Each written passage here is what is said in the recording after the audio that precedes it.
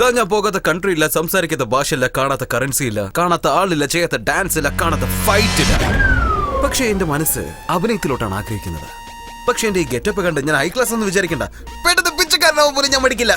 അയ്യോ Sai Baba. Hello Saravanan talking. Who is this? ഇവിടെ തിന്നാനൊന്നുമില്ല, നിനക്ക് സ്റ്റാർ ആണോ അല്ലേ? എന്നെ കുറിച്ച് എന്ത് വേണമെങ്കിലും പറഞ്ഞു, പക്ഷെ എന്റെ കാരിയറിനെ കുറിച്ച് തെറ്റായിട്ട് സംസാരിക്കും. ഹലോ ബ്രദർ, അത് കാരിയർ അല്ല, കരിയർ. സാറ് ജോലിക്ക് പോകുമ്പോ അത്ര ലവോ.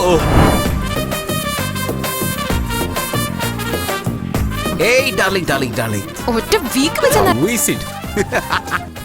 ഇനി കുറച്ചു നേരത്തിനുള്ളിൽ ശരവണന്റെ ജീവിതം കത്തിച്ച റോക്കറ്റ് പോലെ എന്ന് പോകും.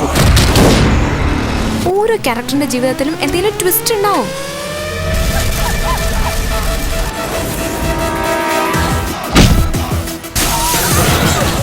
ഞാൻ വലിയൊരു പ്രശ്നത്തിൽ കുടുങ്ങിയിരിക്കാം.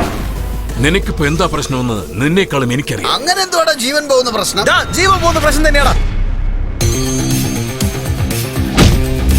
സത്യമായിട്ടും എന്റെ ആംബുലൻസ് ആരാ കൊണ്ടുപോയെന്ന് അറിയില്ല.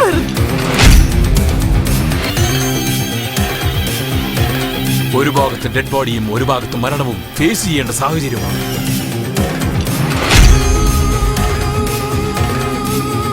ആ ആംബുലൻസ് എങ്ങനെയെങ്കിലും കണ്ടുപിടിക്കണം. പെട്ടെന്ന് തന്നെ ഇത് ജനങ്ങളിൽ എത്തിക്കണം. Something is wrong. നീ അവിടെ സേഫ് ആണോ? അതിൽ 3 പേര്, ഒരാളുടെ ഗണ്ണുണ്ട് സാർ. അവനും ആ ക്രൈം റിപ്പോർട്ടർ ദീപക്കിനും എന്താ കണക്ഷൻ? ചെയ്യുന്നത് നല്ല കാര്യമാണെങ്കിൽ അത് ചെയ്യേ. ആരെയും ഭയപ്പെടേണ്ട ശരവണ, ധൈര്യമായിട്ട് ചെയ്യേ.